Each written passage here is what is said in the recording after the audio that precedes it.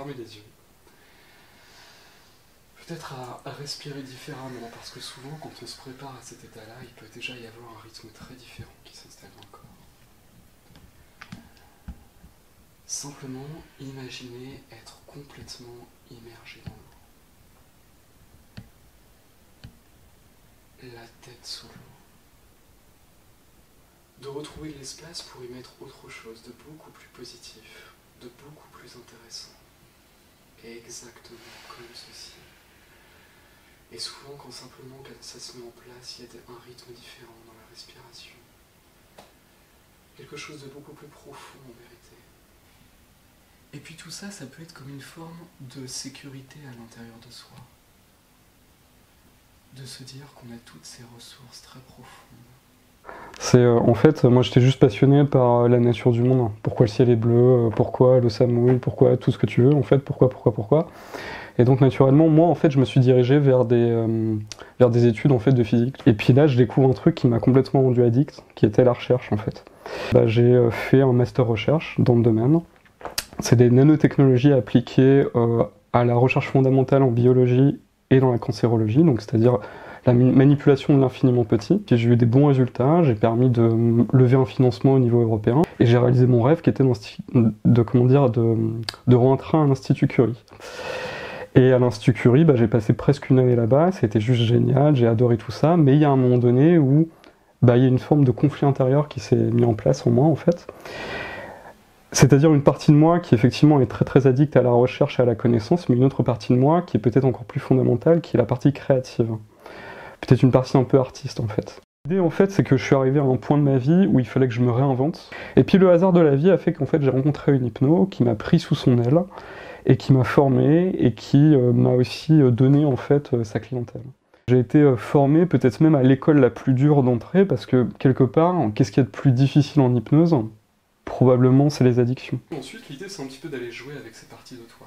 Parce que finalement, cette partie de toi qui veut arrêter de fumer, peut-être qu'en fait elle s'en prend pas mal au cours de la journée. Elle n'a pas vraiment l'occasion de pouvoir s'exprimer en fait. Elle se prend beaucoup de reproches, beaucoup de critiques. Et peut-être simplement quand elle sera vraiment très présente, peut-être dans une main, peut-être ailleurs, et bien l'idée c'est qu'elle va peut-être trouver un moyen d'expression. À ce moment-là, l'idée c'est simplement de pouvoir créer une sorte de communication avec elle. Avoir pour réponse oui ou simplement non. J'aimerais savoir pour toi simplement quel doigt tu aimerais pouvoir bouger de cette main pour me dire oui à l'une des questions que je pourrais être amené à te poser. Ok, très bien. Tu peux me faire une confirmation? C'est bien l'auriculaire? Si simplement... Ok, très bien pour dire oui. Ok. Et maintenant, si tu veux me répondre non à l'une des questions que je pourrais t'amener à te poser, quel doigt tu aimerais pouvoir communiquer cette réponse non? Partie fumeuse de Sarah. Ok. Si tu arrives à sortir quelqu'un de la drogue, quelqu'un de l'alcool ou quelqu'un d'un truc d'assez profond, tu peux motiver quelqu'un pour passer des examens. Tu peux donner de la confiance à quelqu'un pour passer son bac ou son permis de conduire. Ça, après, c'est beaucoup plus simple. Une des premières questions que je pose à la personne, c'est quelle est ta représentation de l'hypnose? Et pour 80% des personnes, ça va être c'est ce que j'ai vu à la télé, en fait.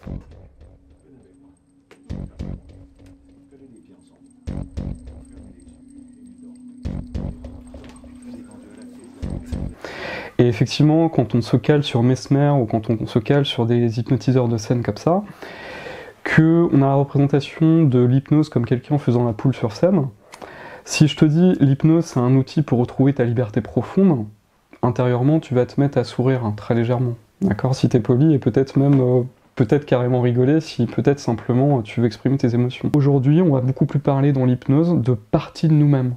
On n'est pas le même avec nos parents, qu'avec nos collègues, qu'avec notre petit ami ou avec un enfant. Tout ça, ça exprime des dynamiques mentales qui sont différentes. Cette partie de moi qui veut rester dans son job et cette partie de moi qui veut fuir très loin, c'est toujours moi, mais c'est deux parties de moi-même.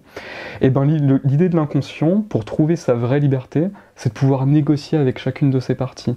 Recréer une communication entre toutes ces parties qui peut-être se faisaient la guerre. Dans une guerre, dans un conflit, on arrête de se parler, on s'envoie soit des noms d'oiseaux, soit des missiles. Moi, c'est comme ça que je vois l'hypnose. Mon but, c'est déjà de signer la paix à l'intérieur de toi, de la paix de passer à la coopération, et de la coopération à la négociation. Je ne pouvais pas vivre sans un sens profond à ma vie. Il va falloir que je me remette en mouvement, et puis Ça s'est fait grâce à l'hypnose et à l'auto-hypnose. Ça m'a sorti en fait de la galère en fait. Ça m'a mis à nouveau le pied à l'étrier de la vie en fait. Et quand l'esprit inconscient sera prêt à revenir de cette expérience, alors naturellement les yeux vont pouvoir se réouvrir.